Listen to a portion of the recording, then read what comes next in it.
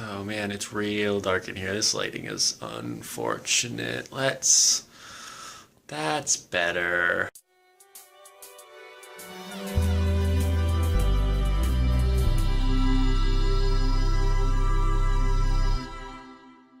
So this week I was gonna talk about classes, because classes have started, and I was gonna talk about how the quarter's going, and it's fine, by the way. They're going fine. Most of the classes seem reasonably easy, which is good because one of my classes, Religion, Politics, and Power, seems very not easy. It seems ambitious. And also, Taylor and I have started doing this thing where we are trying to like write and hold each other accountable for writing so that we can actually write things and continue to write. But at the end of the day, I don't really have that much to say about that. So instead, I want to talk about this. You're welcome, Devin. I suppose Devin probably already saw what the title of the video was, and therefore that wasn't in particular a surprise to him. But you know what? You're welcome anyway, Devin. Change of location, cause my roommate is working in the room now. Yeah, this background is not nearly as exciting as my other one, but it's safe, you know? So you don't have to worry about my safety in case of a fire. So that's an advantage of this. The lighting in here is even worse though. Eleanor and Park is a fictional young adult romance novel written by Rainbow Rowell, apparently.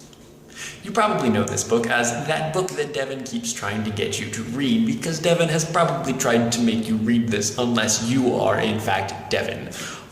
So that's why I read it, is like over winter break I was like, hey yo Devin, that book that you always try to make me read, let me read it. And then he loaned it to me under the condition that I like write in the margins. None of none of these are mine. No. I've already talked a lot about this book by Twitter and by like texting individual people, so I'm going to try not to repeat myself too much if you've already heard me talk about it, but it might be a little bit inevitable because I tweeted and texted about the things that were most important to me about the experience of reading this book, which was a very positive one, by the way. It is by no means a perfect book. There are a lot of problems with it, most of which I outline in the margins. So, you know, when you borrow this book from Devin, you can read my notes and then you can see what I thought of the book as I went along.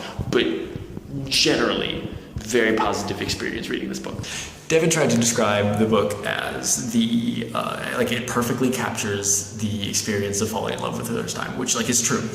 And like, I believed him, but like, I didn't expect how like precise and specifically true that was. Like every beat of the book was like a moment where I was like, yes, I have been there, I have done that. The good things, the bad things, the personal failings, the personal successes, it's all there in exactly the way that it actually happens in real life. It's amazing.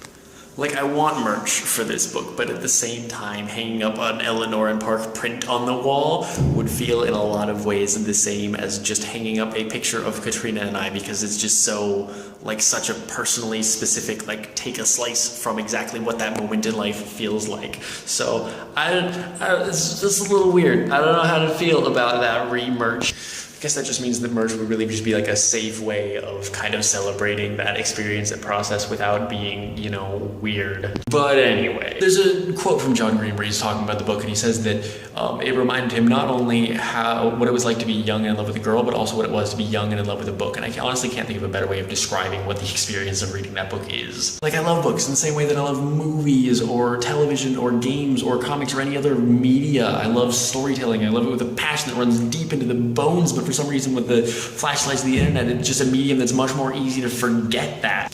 And Eleanor and Park reminded me of that. Eleanor and Park reminded me that books are amazing, that I love to read. Eleanor and Park reminded me that books have advantages that no other medium has.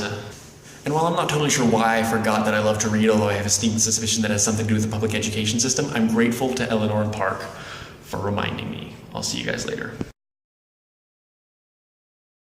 Yes, in response to Devin, I have a suggestion of the week for you this week. It's called All My Friends by LCD Sound System, and I cannot stop listening to it. That goes for all of you. All of you listen to it, but I'm aiming to get it Devin because he has a suggestion of the week. Anyway, bye.